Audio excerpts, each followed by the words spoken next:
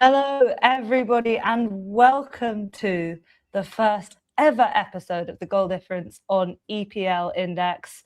In a short moment, I am going to give you a bit of background into who we are and what we do. But first of all, you may have noticed somebody who looks very, very similar to me, sitting to my right or to my left, depending on where you are. So I'm going to introduce her first, and then we will give you the backstory. So the lovely co-host to my right or to my left is Scarlet Katz Roberts, my twin sister. Scarlet, welcome to EPL Index and welcome back to The Goal Difference. Lola, thank you so much for having me. I cannot wait to get started. Well, I'm delighted to see, by the way, Footicon and Sleepy James, who are my allies from Anfield Index, are already here.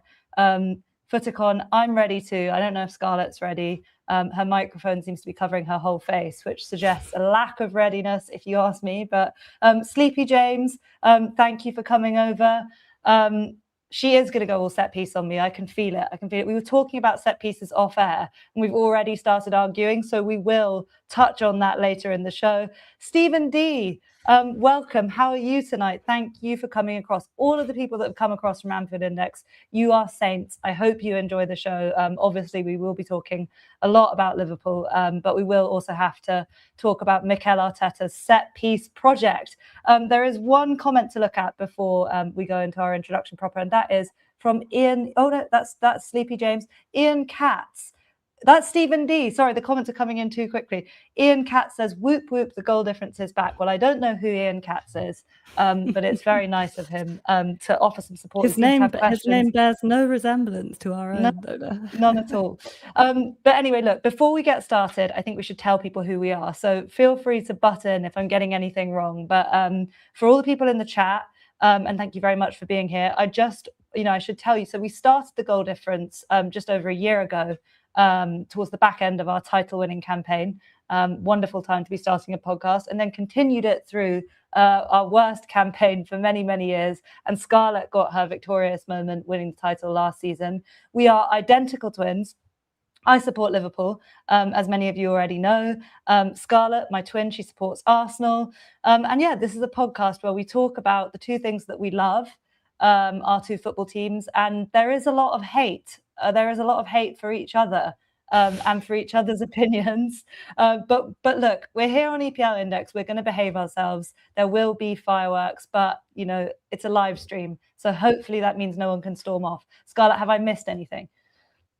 Apart from the fact that you said there was a lot of hate between us, because that's not what I feel. I feel love towards this venture and love towards this show. And you know what? Today, I feel love towards Liverpool. And that's how I want to start this new, exciting chapter in our podcasting journey. Wonderful, wonderful thoughts. Harley, thank you for coming over as well, and thank you for all your support over the summer. I can reveal my twin sister's name is Scarlet, so you can call her Scarlet in the future. But she will be here on EPL Index, as I will be doing live shows just like we do over on Anfield Index. But today we have had a bomber and a half, really, before we even came on air. And that is that, according to Fabrice Hawkins, who is a highly respected French journalist, Ibrahim Mbaye has agreed terms on a 5-year deal with Liverpool. And according to Fabrizio Romano, Barcola has said it's only Liverpool. So I did have in my agenda that I was going to ask you, Scarlett, about the possibility of an Arsenal hijack. It now feels like that probably won't happen. But look, just to kick off the show, gaming with grape juice. Way to piss in the cornflakes. It's not my bomber. I never said it was my bomber. But thank you for joining.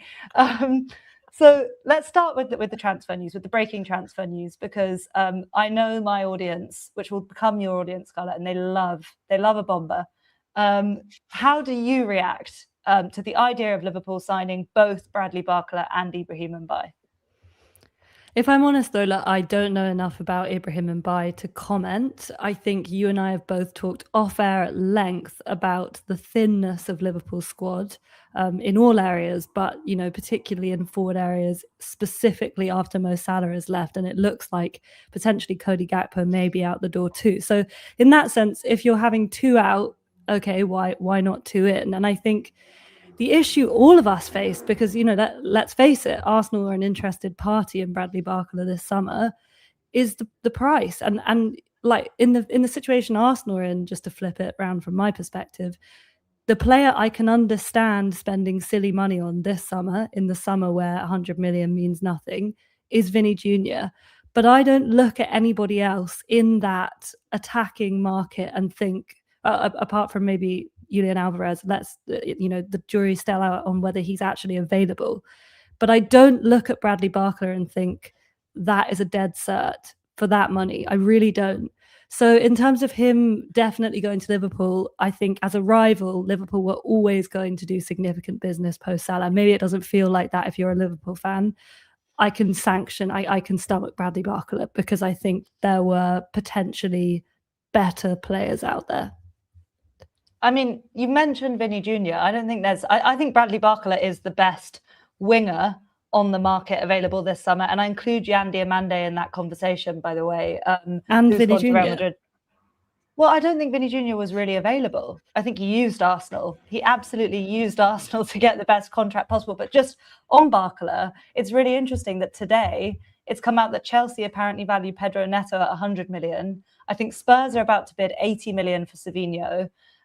So when these are the benchmarks being set by players, but by other players in the market, I don't think that it's outrageous. Now, I do think that PSG have, the reason this has dragged on and on and on is because PSG have behaved, they've been a bit hypocritical, because they're saying, oh, you have to pay for this world-class player. He's won back-to-back Champions Leagues, World Cup semi-finalist and all of this. Yeah, they've recruited 3 players in his position. He's very much in their B team and he's got 2 years left on his deal and wants to leave the club. So I think there's a bit of hypocrisy there from PSG in terms of making Liverpool cough up that huge fee. But actually, when I look at the rest of the market, I think he's worth it. What are your thoughts on Ibrahim Mbaye? You said you don't know a lot about him, but from what you've heard, do you have any strong feelings about that? I think anybody who's associated with PSG, Lola, like, you learn that they are a smart club in terms of, the infrastructure they have beneath their first team. And someone like Hugo Ekitike is a prime example of that. So there's that slight shiver of like, oh, there's a pedigree there. But equally, there's Randall Kolo Muani's of this world. I don't think Ibrahim Mbaye is a name that will yet strike fear into the Premier League elite. I mean, I say that. I don't think Christos Solis is either, and that's the only attacking recruitment Arsenal have managed to complete so far. But, Liverpool needed to do business and they were always going to do that. So again, from a rival perspective, none of this is like the business you were doing last summer. And that sounds funny because, arguably that business from last summer in some ways sort of handicapped you or kneecapped you going into last season because of who was available and because of what it didn't allow you to do. But I just wonder, and I include myself in this with this Vinny narrative. Are we being smart when we look at who's available? And maybe Mbaye is somebody who I don't know about and who actually does therefore have some value, because I'm not sure that there's much, proper good thinking going on around the rest of the league. I will point out, though, when you mention those fees, that within that, Bruno Guimaraes seems to have joined Arsenal for a fairly reasonable 75 million. But he's 29 years old. He's 29 years old. I say this without any hint of bias. He's twice the player Elliot Anderson is, Lola. Well, I don't actually disagree with you on that, because I'm not a big fan of Elliot Anderson, but I think the Elliot Anderson money is mad. I think the idea of paying 75 million, a record fee, by the way, for a midfielder of that age. And when you think, by the way, Liverpool got Thiago at the same age for 25 million, I just don't look at it and think that's an astonishingly good piece of business. Sure, I take your point, Lola, there. I do. I think obviously this is within the confines that the market is in now. So like, we understand the parameters we're operating in. But in terms of what Bruno definitely gives you, I think you can guarantee in the Premier League that he will be an outstanding player. Whether you can make that same assumption about Bradley Barcola, I don't know. Yeah, there are no guarantees. There are no guarantees in Liverpool's attacking recruitment and in the attackers we already have in the squad. We're going to talk more about transfers, but first of all, we're going to look at some comments, deselect. I'm pleased to see you here and coming over. to be honest, being from Kent, you don't mind Arsenal. AFTV is hilarious. Well, there we go. That's an Arsenal. Deselect is an Arsenal sympathiser. That's good, Scarlet. You've got at least one person sort of on your side. Mateus, hello. Thank you for coming over as well. Tell us what exactly, how can we help you process? I don't like the idea of you sitting there processing. I want you to be able to join the conversation like you always do on Anfield Index. There's loads more comments. Harley is saying he expects Arsenal to bid to PSG to try and invite Arsenal to bid to force Liverpool to up the price. I think that's a perfectly logical position, and I did sort of think that was on the cards until this latest bit of information that Barcola only wants Liverpool. But you never know. You never know. I know better than to say for certain. Walter White, thank you for coming over. I think you said the other night on Anfield Index it was your first time joining us over there. So it's been a whirlwind journey for you, but you're here, and thank you very much for being here. And Gags, welcome, Gags. This is it. This is the show that we've talked about doing for so long. I don't know that they are as different as they sound right now, if that makes sense. Scarlett's microphone is just making her voice sound different. But look, thank you all for being here. We will try and get through as many of the comments as we can throughout. Lola, I think we should do another shout out to Ian Katz because he's been very active in the comments section. I just don't know who he is. I just don't know who he could be. He seems to share part of our surname, but I just have no idea who he could be. And also his opinions feel a bit, I don't know, ChatGPT. But there we go. Look, shout out to Ian Katz, shout out to the entire chat. Thank you all for being here. We are now going to move on and talk some more about transfers because we all love transfers. Scarlett, what do you think Arsenal are going to do in the rest of this window? What's the absolute priority for Arsenal now? It's an interesting question, Lola, because the answer is I don't know. And you asked me today before the show to tell you something that was happening on Arsenal Twitter. And I can tell you there's nothing happening on Arsenal Twitter apart from everybody watching the highlights of the Community Shield. I think to that, end, no news is good news. I do think Arsenal will do something. If you look at the comments Mikel Arteta made after the game, he was very much encouraging the club to show the ambition that got them to this point. Obviously, those of you who are Liverpool fans will not be familiar with Andrea Berta's steak cooking barbecue transfer method. And that is to bring multiple steaks, multiple prime cuts of meat to the point of readiness multiple steaks to the point of readiness before selecting the juiciest, most delicious one from the barbecue to eat. So it's true. The way he operates is to basically strike multiple deals at once. So I know that Andrea Berta will be talking to a raft of players. The issue is he going to cook the steaks? Is he going to cook the steaks too much or not enough or pick the wrong one with that? I think if you don't focus your resources on something, do you lose out? Theoretically, should Arsenal have decided we go all in for Barcola when they missed out on Vinny? It doesn't seem to be his style. I think there will be something, but given that we've now been linked to people like Victor Osimhen, it makes me think, are we moving to a more pragmatic approach? I've also heard Iliman Ndiaye banded about as a name, and I'm not mad. I'm not mad about that because, as we discussed previously, I'm not sure what there is out there that you can get for a proper price that is definitely better than what we have. And I think Arsenal's focus this summer, you asked me what we need. What we need is to raise the ceiling. We all watched that Champions League final against PSG. I thought Arsenal gave everything they possibly could, and everything they possibly could was to keep the best team in the world out. But they now need to find that difference going forward. And they were obviously, I say this as I am an Arsenal fan, I'm biased towards him, but Bukayo Saka was not the Bukayo Saka we know. I think he has, without a doubt, the capability to be an elite attacking talent in the world. But he wasn't that night, and Arsenal need more of that. So the question is, what can we do that raises that attacking ceiling, I think? Well, I do think Barcola would, on the left wing, raise the ceiling for Arsenal because obviously you've got Saka on the right. There are certainly ways that you could raise the ceiling by signing a striker that isn't Victor Gyökeres. I know Kai Havertz is going to start lots of games. I'm a big fan of Kai Havertz. I think he's a massively underrated footballer. I do also, I think you could upgrade on him. You could have signed a Julian Alvarez or an Alexander Isak for argument's sake last summer. But yeah, as you say, there aren't many players available in a suitable budget that Arsenal are shopping in that would improve you. I think it's before I even saw the news about Barca wanting Liverpool, I was already feeling more confident about that one, because it feels to me that Arsenal have decided, after they made inquiries about Jarell Quansah. There's been another set, Ezri Konsa. Arsenal have also been sniffing around. It feels to me that Arsenal have two priorities.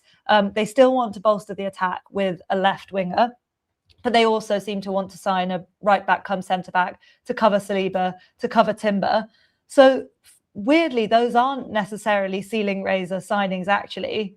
When you look at it, I think Ben White seems like he's probably going to leave if they allow him to leave. So the point is, I think Arsenal. No, I don't think Ben White will leave. Gosh, your microphone is crazy. I don't know who I'm talking to. It's like a sultry woman. But I feel like Arsenal have about 100 million, but they need to split it across two players, is what I'm trying to say. I think that's my view on it, that it's unlikely maybe they've got the Vinny Jr. money, but it has to be spread across two players now. I think, Lola, I think that's interesting. From everything I've heard from Arsenal journalists, despite the massive outlay and despite the fact that there is an agreement that Arsenal need to sell, there is no sense that there is a limit on what we could spend, and there is also no sense that we have to sell before we buy. So I don't think Arsenal are going to spend 100 million on a defender alone, but I think that if Julian Alvarez were available and he wanted to come to Arsenal, they would go and get him if they could, whatever that fee was. Yeah, I mean, I think a lot of clubs feel like that, Barcelona included. So I think the question is, can Arsenal kind of take advantage of Barcelona's financial issues and get the player in? Let's move on, though. You haven't really managed to give me many names. I do want to press you for names, just because that is what ins and outs, actually. You don't have to necessarily give any particular reason why you think these things, but if you were to just cast your mind a couple of weeks into the future, who have Arsenal signed and who have they sold? Well, it's an interesting one, because Haylor Matthias, I don't know, he's a regular with you, Lola, you know him well, is asking... Yeah, what he's asking, what's going on with Miles Lewis-Skelly? Is he for sale? And he's also saying, you get the impression. Oh, I've lost his comment, but he's saying you get the impression that Miles Lewis-Skelly, Gabriel Martinelli, and Ethan Ranieri offered to the dark web to anyone interested. Well, I'm not sure about the dark web, but I think he has identified some players who I think could be on the move. I think Gabriel Jesus out, I would say, had nothing to do with the Community Shield.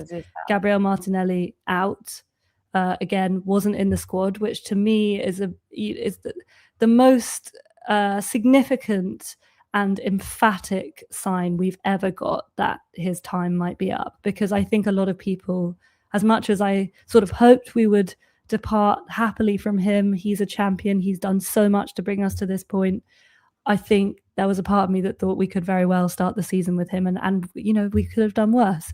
But in a way, I'm happy to see the club be decisive there. I think Ranieri as well is one that who will go.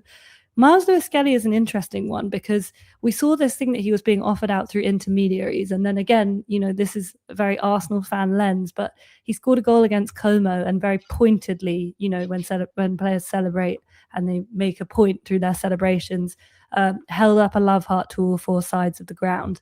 And then there aren't really sides, because it's round. Okay, he did a 360 love heart to the bowl, but to the Emirates Bowl.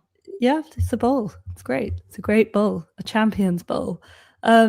Anyway, in the Community Shield, I don't know if you guys would have all seen the goal, but his contribution to the first goal, his assist, is something I believe in this current team only Miles Lewis-Skelly can do, and it was his super strength, which is receiving the ball in traffic and getting away from a tight situation, and his passing ability. So I think he kind of has slightly made a case for himself of like, look, I have such outlandish weapons. He's a bit, I think Miles Lewis-Skelly, to put him in a Liverpool context, is a bit of a Trent. He's somebody who comes with almost as many pitfalls as he does advantages, but his strengths are so specific and so outlandish that you almost can't say no to him. Do you know what, Scarlett? I actually think that's not an outrageous comparison. I think that's quite a good comparison, actually. And the only thing I think with Lewis Skelly is I just saw in passing Arteta's comments after his celebration against Como, and Arteta didn't offer any particular reassurance that they definitely want to keep him. I suppose it would take a massive offer. I think it's a real shame. It's a real shame that there's a possibility that Nwaneri and Lewis Skelly could leave the club. I suppose you could, on the one hand, say it's a reflection of where Arsenal are at, but everything in football is cyclical, and a big reason why Arsenal have got to where they've got to, having climbed the mountain after all these years, are Emil Smith-Rowe and Bukayo Saka. Hale End is what started this whole thing. So yeah, I find it a shame personally that there isn't more of a route to playing more football for these young guys, and I hope that if Arsenal do sell them, that it's a little bit like what Liverpool did with Jarell Quansah, which is effectively it's a permanent loan and you've got a buyback clause. So just very briefly, before we wrap up on the transfer chat, what do you think of Jarell Quansah, and do you have any interest in seeing him in an Arsenal shirt? Lola, I do not want Jarell Quansah. I butchered his name even. It's confusing because there's a Quansah and a Quansah. And part of me thinks maybe Andrea Berta just got confused about which player Mikel Arteta wanted. I think, sorry, this isn't going to be brief because I think there is a fundamental question that it poses about our squad here. I don't think Jarell... Yep, okay, Neil can't forgive Martinelli for attacking Conor Bradley. The less said about that, the better. I think Martinelli is genuinely a good guy. I think he was caught in the heat at the moment. I don't condone Arsenal players pushing other players off the pitch, but I can see in the atmosphere of the game at the moment that the game was chasing a goal in Arsenal's case that Martinelli just thought, you're time wasting. It's not right that he did that, though, and I'm sorry. I'm sorry to Conor Bradley. I'm sorry to Conor Bradley's family, and I'm sorry to the Liverpool fans. Wrap it up. Can you finish your answer about Quansah? Jarell Quansah, I don't want... Let me just tell you, I don't think Jarell Quansah is worth the fee that we would pay for him. Arsenal have Christian Mosquera already in reserve, who played quite a lot of times in the Premier League last season with mixed results. But I just think if you have a player who you're willing to suffer through being there, who is not as good as Saliba, who will cost your team a little bit, how much more will someone like Jarell Quansah give you? That's my question. Yeah, I think Jarell Quansah, it's the nature of the position that he plays, that the mistakes he's made on big stages like at Old Trafford when he gives the ball away and Man United score, they're highlighted. I think he's a wonderful player. He's been very trusted not by Arne Slot, but by Thomas Tuchel in the England super team. He's developed a lot. I think if and when Liverpool decide to bring him back to the club, I think he will slot in and I think he's going to develop into a world-class centre-back. He's very young, very, very young in centre-back terms. But look, guys, that's it on the transfers for now. I'm sure we will circle back throughout the show. And please do keep us abreast of any bombers that may happen while we're on air, and we will discuss. Lola, say bomber live. one more time. Like, why do you undermine me like that? You're so problematic. And Gags is out here defending you and saying you're a good one. Thank you, Gags. Because he's such a nice person. He's backing you, even though I think someone said Lola the GOAT further up the chat. Whoever that was, I think I'm going to try and find it. I think it was Daryl. Oh, it's Daryl. Thank you, Daryl. I really appreciate it. Thank you for being here. Walter White had a question, which I'm going to try and pick out. Scarlett, do you want to take this one? Walter White says, can you ladies explain how you decided on supporting different teams, please? Yes, and I believe Ian Katz has also seconded this question. Who is Ian Katz? The chat seemed to really want to know why we decided on supporting different teams. Well, first of all, Walter, I wouldn't really say, and I think Lola will agree with me here, that it was an active decision, because obviously once you're locked in with your team, it doesn't really feel like a choice anymore. And boy, how I wished I could be a Chelsea fan or even a United fan growing up. I think we both wished, Scarlett. I think we both wished at times that we could be Chelsea fans, didn't we? I mean, Lola, I remember really viscerally trying to enjoy the image of John Terry with blue confetti falling down. Weird. No, I my first game was at the Bridge. Sorry, Walter White, we're going really round the houses to answer your question, but basically we grew up in North London. We could see the Emirates from our bedroom window where we grew up. Our mum is a massive Liverpool fan, and Liverpool were on and around whilst we were growing up. But I think, mum made a very, very strong push for Arsenal because we lived local to Arsenal at the time. And she, thought that was the sensible thing to do and pushed us towards that. And I think I was a little bit contrarian, but I also kind of was like, what?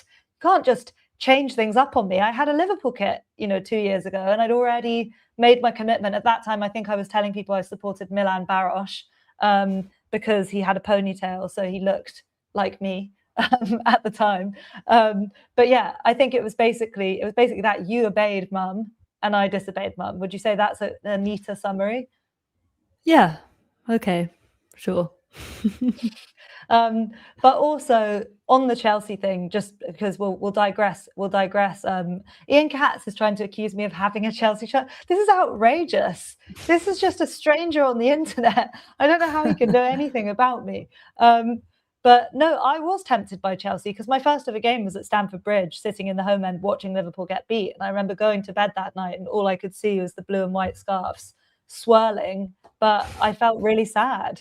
Unfortunately, I felt really, really sad because I was, it already happened. And sometimes these things happen without you ever really being conscious of it. But I think I'm happy with where I ended up. My suspicion has always been, Scarlet, that you wish you were a Liverpool fan. I know that you cry when you hear You'll Never Walk Alone. I unashamedly, Lola, connect with all of the same things that I think you guys connect with about Liverpool. I think they are, and I say this, with so much anger and annoyance in my heart towards Liverpool in the present day. But as an institution, I think Liverpool are special and I admire them. And I respect them for all of those things. And, I think Arsenal and Liverpool should acknowledge their allyship more, which, I think it's fair to say Lola and many Liverpool fans have lost along the way. But we are not Manchester City, guys. We are not. God. Deselect. That better be a joke. Deselect. I'm not even sure I agree with you on that one, Deselect. But I'm glad that you're showing some support to Arsenal. But I think, there is a sympathy between those two clubs, two historically successful, huge teams in this country, two teams who, Lola might debate this, but who have a kind of a vibe of class about them, classiness, I mean. Well, Arsenal used to have that. And I think, again, I ram home the point because I think this is why I connect with Liverpool, because Liverpool are a proper football club. And you saw, I'm seeing what you're pointing out. I think it's a bit chicken and egg with, who's annoying on social media with Arsenal fans, because I do think that the media seeks to wind Arsenal up. And I'm not even sure that's a controversial thing to say anymore. But I think when you see teams like Arsenal and Liverpool have success and you see the support and the genuine emotion that provokes in so many people, I think you realize why these two clubs are proper clubs. And that is why I feel sympathy and respect towards Liverpool, which I don't think is reciprocated by Lola. Look, guys, I on another show, I will tell you all about in fact, I'll do a whole show about how much I love the late 2000s Arsene Wenger Arsenal teams and how the football really stirred my soul and the identity of the club really appealed to me at that time. But I won't do that tonight because we've digressed enough. And actually, I'm sure you're all here for a bit of transfer chat, but also probably because the season is starting in 4 days' time and you want to know about the title race. And Scarlet, I'm sure you had a lot of thoughts and feelings about the title race after the Community Shield. I don't blame you. I would have if I'd been in your shoes. I mean, I've been in your shoes, in fact, beating Manchester City in the Community Shield convincingly and thinking you're on for an amazing season. Darwin Núñez scoring on his debut at the King Power when they held it there that year. And we went on to have an abysmal season. So it's no guarantee. But I'm sure you're in a good place, is what I'm trying to say. It would feel pretty good to comprehensively beat Manchester City in that fashion. Yeah, I think, look, Community Shields are cursed. Let's not overlook that. And I was thinking about this going into it, like, what do I actually want from this game? And you get to the day and you never want to lose that game, because preseason friendly or not, it's a notch in the belt. It is something significant. It is the curtain raiser. And I looked at Liverpool in the Community Shield last season against Crystal Palace and saw things that really struck fear into my heart as an opposition fan. And, I thought Ekitike was great on that day, although I think he did tire, which was maybe an interesting precursor to what later followed in the season. But I think the way that you then lost that game, obviously you went on to win your first 5 matches, but something about surrendering a 2-goal lead in that fashion. It wasn't a 2-goal lead. It wasn't a 2-goal lead. A 1-goal lead? Yeah. A 1-goal lead in that fashion. It puts something in your head, I think. And you can argue this one way or another. I think if Arsenal had lost that game, I would be calling it a pre-season game. What I will say about the game, I think that is the most significant thing and the thing that does give me belief, although everybody, Arsenal and Liverpool fans, I think, can agree on this. I think City will spend at least 200 million more before the transfer window is out. So which is a disgrace, by the way, because they've spent 700 million across the last few years. I mean, this is the history of the Manchester City. This is what they do.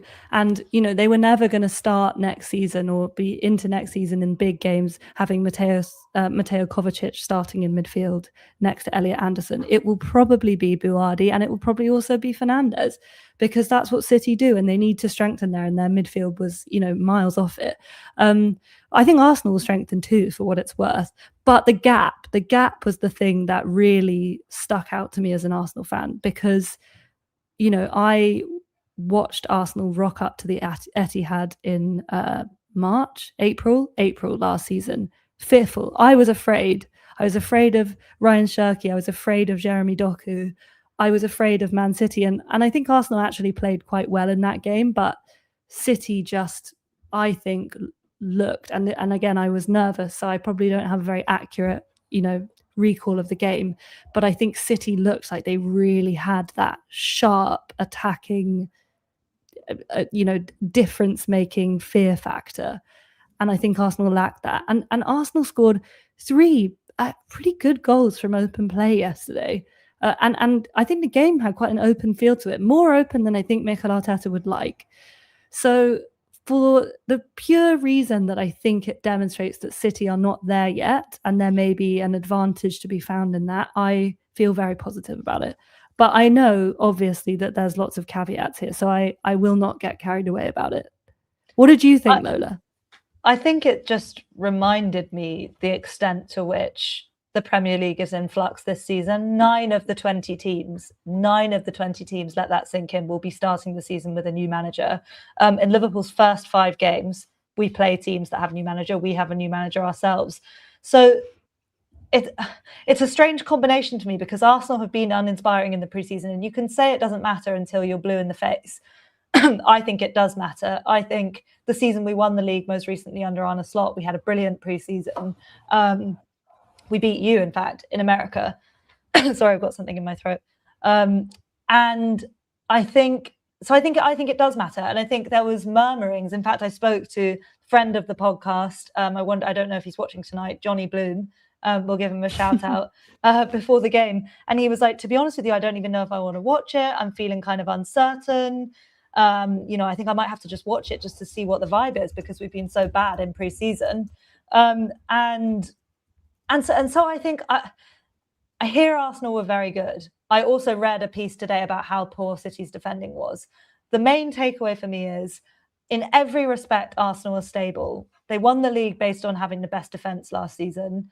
And they are also stable. They are the team that's had the least churn, the least uncertainty around them now for about 2 seasons. I'm including that, by the way, in the season that Liverpool win the league, because we have the contract issues hanging over us that season. So Arsenal already have a major advantage of that certainty and, same manager, same players. They also have the title in their hands, which we know from all the seasons that you start with Manchester City as the champions does count for something. you're there to be knocked off. So I would say at this point, Arsenal are heavy favourites.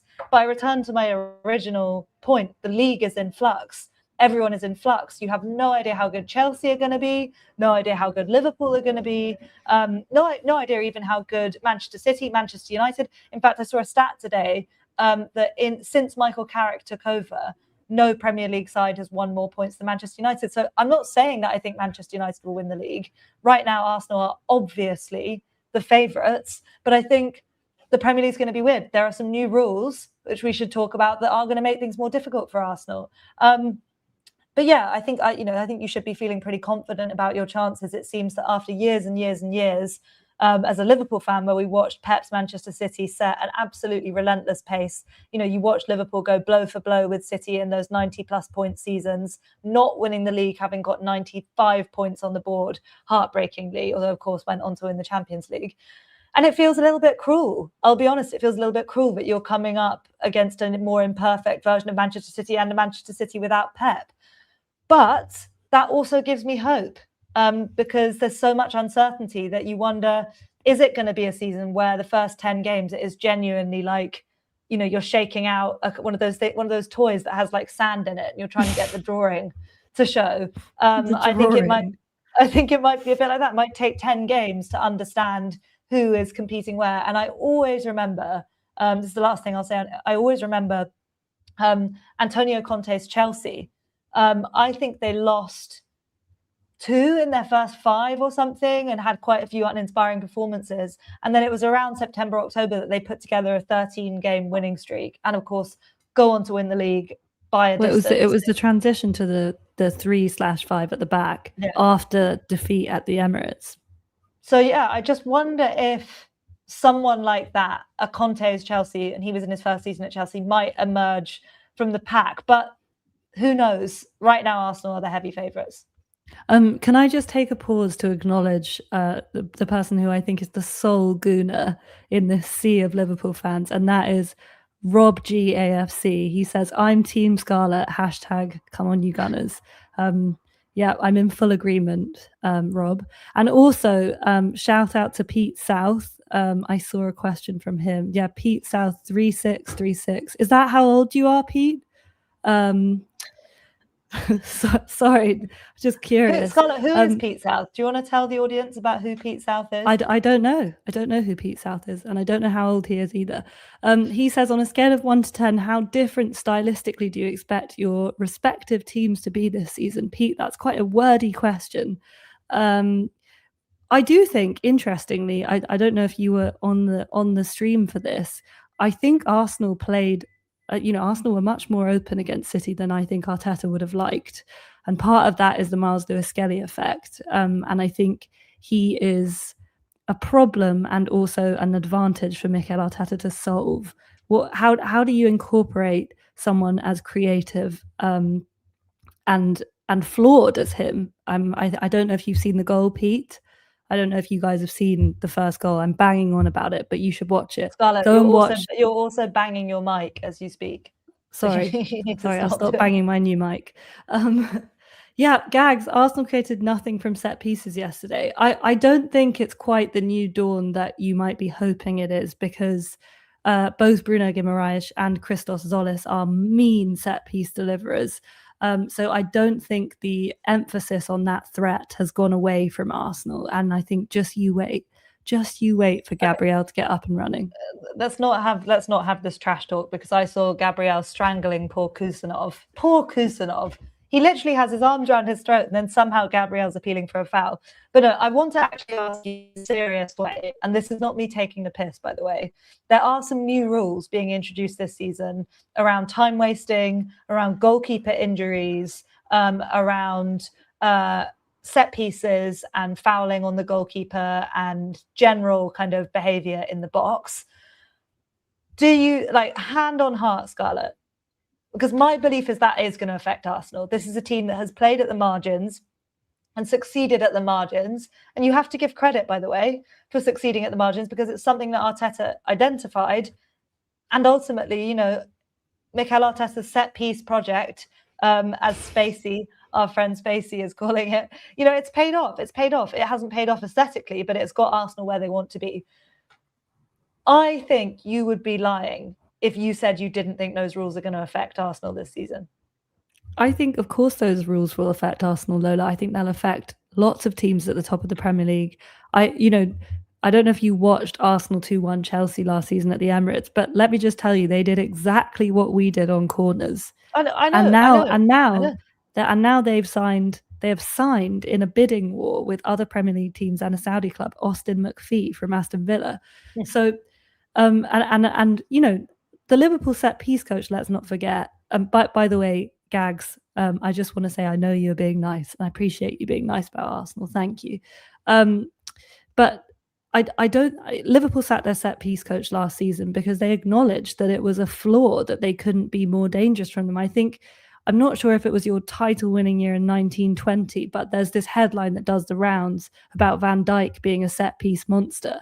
There was that disallowed goal at Man City that you would have, I'm sure, celebrated just as vigorously as any other goal that Liverpool scored Scarlet, last answer season. The question. I understand what you're saying. Set pieces are important. Set pieces are important to everyone. I take your broader point, but answer the question: yes or no? Do you think it's going to impact Arsenal? I think it will impact Arsenal, and I think it will impact everybody in the Premier League. And I think that smart set piece coaches like Nico Jova are smart and set piece coaches for a reason, and they will adapt within the law. I think they are not just there because of some freakish loophole. These are people who have made careers out of figuring out how to exploit defensive systems on set pieces. And we are in a specialist Premier League. I think when you think about, put Klopp's Liverpool to one side, what is the ultimate Pep Guardiola killer? It is zeroing in on something that he doesn't really care about, or his game model doesn't prioritize. Set pieces were the only advantage, and I don't think it's the only advantage Arsenal have. They also had, by far the best defense in the league, but they found what they could find. And I think the Premier League as a whole is becoming more specialized, not just because of Arsenal, but because of the whole direction of travel of the Premier League in the era of man marking, of Villa's set. I think it might even be Austin McPhee, but he used to compare the deliveries and the way they struck the ball to different golf clubs. I think people are just trying to find every tiny edge they can, and I don't think that those people will be perturbed by a small rule change. I think they're smart enough to think about loopholes. I take your point. It's not only Arsenal that it's going to affect, but I've seen a few comments from Sleepy James, first of all, about the Premier League being a hard watch last year, and hopefully not this year. Walter White saying, I hope we see real football again, as opposed to last year passing sideways and set pieces. And Liverpool have to hope that. We have to hope that, because we've gambled on a manager who is the opposite stylistically in lots of ways to Mikel Arteta and to Arsenal. Bournemouth were the tonic to the Premier League last season. That was full of teams of physical monsters and set pieces. Now, the league does move. It has fashions just like any other league. And we are currently in a bit of a special team set piece moment. I take your point on that as well. But I just hope Liverpool have gambled correctly on where things will transition to next, because, and we proved it with the signings we made last summer, and with some of the signings we've made this summer. Liverpool are not a team set up to be like Arsenal. Iraola doesn't play centre backs at fullback. In fact, I think he's probably one of the only managers who in the league who doesn't ever really play centre backs at fullback. He's going to stick with Jeremy Frimpong. So it will be really interesting to see which direction the league moves in. And I'm sure you, as a football purist, will echo the idea that, like, getting rid of time wasting, that getting rid of the wrestling match on set pieces is a good thing, right? Sure. I'm skeptical about the effectiveness of these new rules in governing the chaos that is all of those things. That's all. And I think the chaos is because of the fact that everybody wants to win, because of the physicality of the Premier League and because of these smart people in positions trying to exploit the rules.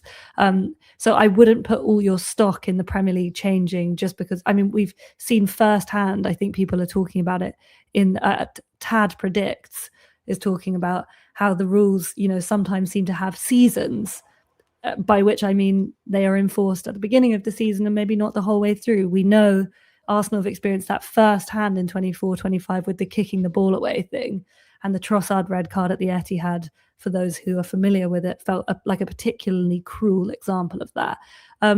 So I think my feeling on that is let's see. Okay, let's wrap that little bit on the title race there. I think it's safe to say you're feeling confident, as you should be. You are sitting here a Premier League champion. I read Neil Atkinson's match review of the Como game today, and there was a final paragraph which I actually want to share with everyone on the chat. Scarlet, will you just keep everybody entertained while I pull up the correct paragraph? How do I keep them entertained? Everybody stay where you are.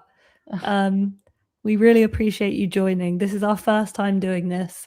I think we've given a good account of ourselves, and I think we will get better. We're cooperating. Okay, I'm just gonna read it. I'm just gonna read it out. Okay, Lola, are you ready to read out your statement? So he concludes by saying, "I don't think we're ready, but I think we fancy it. I think we want it and welcome it. I don't think our opponents are ready either. And while they're at home, we know enough to know that can be used against a side." He's talking about Newcastle there. "I'm up for it and into it, and I back us to score and I back us to hurt a side. Let's start there. 2 games until the window closes, 5 games before the first break. Let's find a path to 11 points. Won't be easy, isn't impossible. I've been to all 5 preseason games, and I've seen enough to be able to delude myself, to perhaps even be genuinely hopeful. You start with delusion, you get to hope, then you can believe, and then you can do it." And I have to say, my as a Liverpool fan, that fired me up, because I agree with Neil that what I saw against Como was just a group of players enjoying the way that they were being asked to play football. So when he says they fancy it, I know exactly what he means. And I think that we fancy it. We like the way we like the instructions from the manager. We like our new positions. Can so quickly, with a fair wind and a few wins, develop into, no, we fancy a title challenge. And I say this in the full knowledge that I looked at Liverpool's bench against Como in the second friendly, and I felt immediately that same kind of empty, disappointed feeling that I had at points last season, where you look at the bench and you know it's only going to get worse from the bench.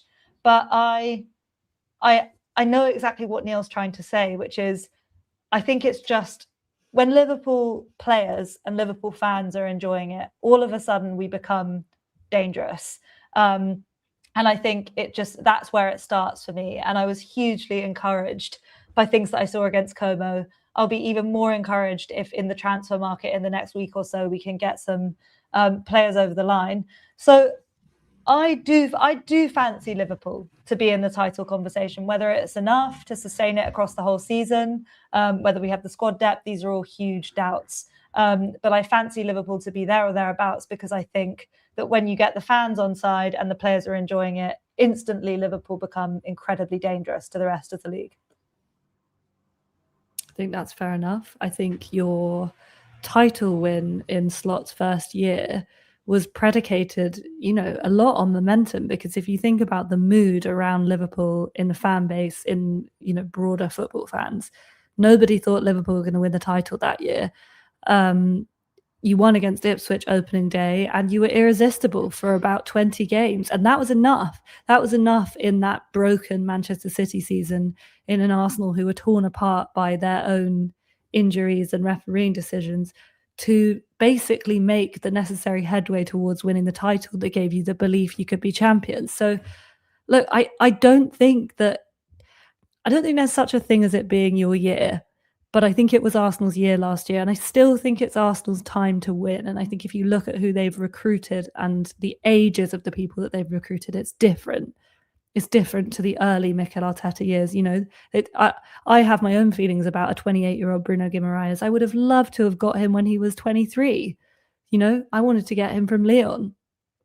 I have my own feelings about spending loads of money in wages on Victor Osimhen, but I also understand, because right now is the time to remain at the level that you were and basically take the opportunity to win while other people are not where they could be. Rob very kindly is reminding everybody to hit the like button. Thank you, Rob. It's kind of you for encouraging everyone to do that. I am bowled away. There are nearly 1,000 of you watching along live right now by the generosity of all of these people that have come over from Anfield Index to spend the evening with us tonight. Your support is, I'm genuinely blown away with it. I'm not often lost for words, am I, Scarlet? We really appreciate it. We are trying to build something new here with the EPL Index.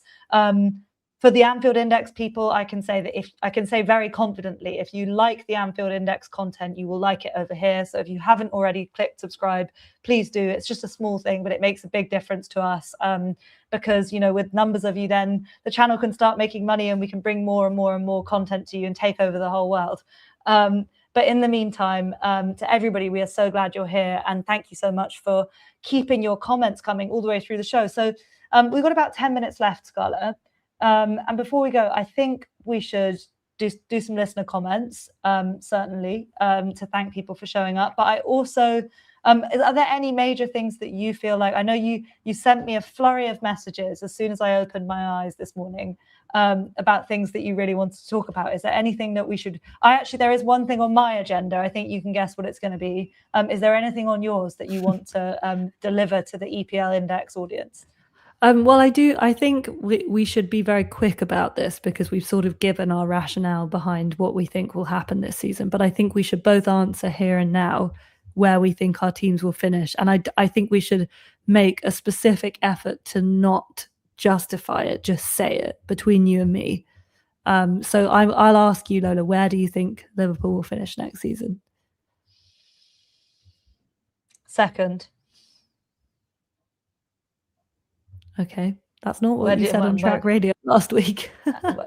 Well, no, you asked me where I believe Liverpool can win the league.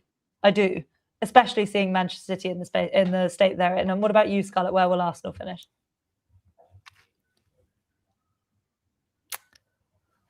Champions. Okay. I have to. I just think it's a guessing game because I'm sure Arsenal will come out of the blocks quick because they look more ready than anyone else. But what happens beyond those first 5 games, depending on how Gag says she took some time to think about it. But no, I think it's so up in the air. I actually feel I did this on my own show on Saturday night on Fan Focus on Anfield Index. I think we were all feeling pretty frustrated at the state of the transfers. And I decided to do a Liverpool positivity corner that was basically about the mess that was going on everywhere else. So at Chelsea, you've got Enzo Fernandez being booed by his own fans. City, you've got Maresca. Apparently the players are already confused and not enjoying Maresca's training techniques. I saw a meme comparing Enzo Maresca at City with David Moyes at Man United, and I think that makes awful lot of sense. And then Manchester United, this was the thing that really, really tickled me. There was briefings about how motivated Man U were to beat AC Milan, Ruben Amorim's AC Milan, and they ended up losing 4-2. 4-2, and it was Ruben Amorim's first win of the preseason. It's just delightfully amusing. So I think Liverpool obviously have major squad depth issues, but like I said, they look like they were enjoying it. Sleepy James agrees. Sleepy James thinks Liverpool first. I believe, come on, mighty Reds. I wouldn't say I believe that we will 100% win, but I am ready. And I think Gags will agree with me here because me and Gags were so depressed towards the end of last season. I think where I'm at is I'm ready to go on the journey. I'm ready to be on the journey again and take the setbacks because as we were saying to each other last night on the post-match show, is Liverpool can lose games, Liverpool will lose games. But if you run your bollocks off, and you press and you play attacking football, then ultimately we'll cop for it and we will support you. So I feel ready to go on the journey again. I feel refreshed by the summer. And as I was saying to you earlier, Scarlett, I can smell the football. The football is in the air and very nearly back. So what are your kind of emotions going into the season? My emotions? I think I allowed myself for the first time in a long time, and also because I've been busy, to disconnect from football over the summer. I think you and I, and I'm sure we'll get into this on this show at some point, had mixed feelings about the World Cup and mixed feelings about the England team. Football didn't appeal to me in the same way it normally does over the summer. And having that monkey off your back, as champions, I think you take a less intense view of what's happening in pre-season. Arsenal haven't had a good pre-season. Arsenal conceded three goals in back-to-back games. They lost back-to-back pre-season games, and then they drew against Como. So I think it's been hard to know what to take from it all. And I think it's also after the roller coaster we were on last season, and I do think it was a particularly intense and I don't know how to say this, but it felt like, everybody and their dog wanted Arsenal to fail, and we didn't. And that was quite an exhausting experience. So after that season, you sort of think, wow, and we've just got to go and do it again. And teams so rarely retain titles, I think, for that reason. But, after the Community Shield, I was thinking, well, of course, Mikel Arteta would never, ever, ever allow those Foggin standards to drop, because that's who he is. So in many ways, how could I have underestimated his, absolutely absurd desire to continue being excellent? And that makes me feel... Ben says football is never appealing when Arteta's Arsenal are involved, and I have to agree with him. That's a little unkind, Ben. But Scarlet, just to finally round up, because we are into the final 4 minutes of the show. And just to anyone asking, this is a weekly show. We'll be back Monday nights. Funnily enough, next Monday, we will be broadcasting from Iraola and Arteta land in the Basque Country, in an unspecified location in the Basque Country. But we'll try, if we can, to do some pilgrimages to some interesting football locations and bring you some content from there. But anyway, every Monday night, guys, and we will tell you if there's any change to the schedule. But Scarlet, I just want to ask you for your final prediction, what is the score going to be against Coventry at the Emirates? 3-0. I have a funny feeling that Taiwo Awoniyi is going to score. Oh, it's possible. New signing for Coventry, by the way. Especially if, depending on who starts in defence, it's entirely possible. I think it'll be interesting. I think it's the fixture computer could not have given Arsenal an easier ride in the opening game. Mateus has been on about Brentford for the whole show, so we should give him his moment, saying, have a look at Brentford. They'll be a big surprise. Their team looks really good. I agree with you, Mateus. I really wanted Liverpool to sign Kevin Schade. I know he has a preference for the left, but I like him down the middle, and I just think he could have been a really good option, available at a good price. And they have strengthened Brentford. I also think Ouattara at right wing is so dangerous. So yeah, I agree. I think Brentford, all the B teams, as usual, I'm sure, will be irritatingly good. I think Bournemouth have got a good manager in Marco Rose, and he plays the same sort of football to Iraola. So I expect them not to miss a beat. I think it'll be very much like Brentford when Thomas Frank left, that they will just carry on business as usual. Scarlett, do you want to ask me what I think the score will be at St James's Park? Lola, what do you think the score will be at St James's Park? Well, I've had a shiver going down my spine for the whole summer thinking about St James's Park and thinking about walking out there, because the bad blood between these two clubs just keeps simmering with us hijacking their deal to sign Victor Munoz. So I think I've gone back and forth. I think Jaisler, we know nothing about him in the sense that he's been managing in the Saudi league, and I don't make a habit of watching that league personally. I think also they've obviously had some huge outgoings there in terms of losing Tonali and Guimaraes from that midfield. Joe Linton's going to be injured. I don't think it's going to be easy. I think Liverpool are the better team, and I do actually expect Liverpool to come out with 3 points. But I don't think it's going to be a walkover by any means, because the thing about St James's Park is you could be 2 or 3-0 up and cruising, and the wind could change direction, and suddenly that crowd is on your back, and it's a whole different proposition. It becomes really, really, really difficult. Sleepy James says 4-3. It could well be. I mean, it seems like every game between Liverpool and Newcastle is mental and high scoring. Footicon says Isak brace, Munoz goal 2. Fingers crossed. If Isak could score and silence the Gallowgate, I think that would be the perfect start to the season. But yeah, that is where we're going to leave things tonight. Thank you all so much for being here. As I said, nearly 1,000 of you on the first stream is phenomenal. And this will be available on YouTube and in audio form, wherever you get your podcasts. And it'll be broken down into shorts as well. So you'll be seeing plenty of us, and you'll be seeing us back here Monday night. Stephen D says, great stream. Thank you, Stephen. Thank you for being such a good participant. Scarlett, any final words?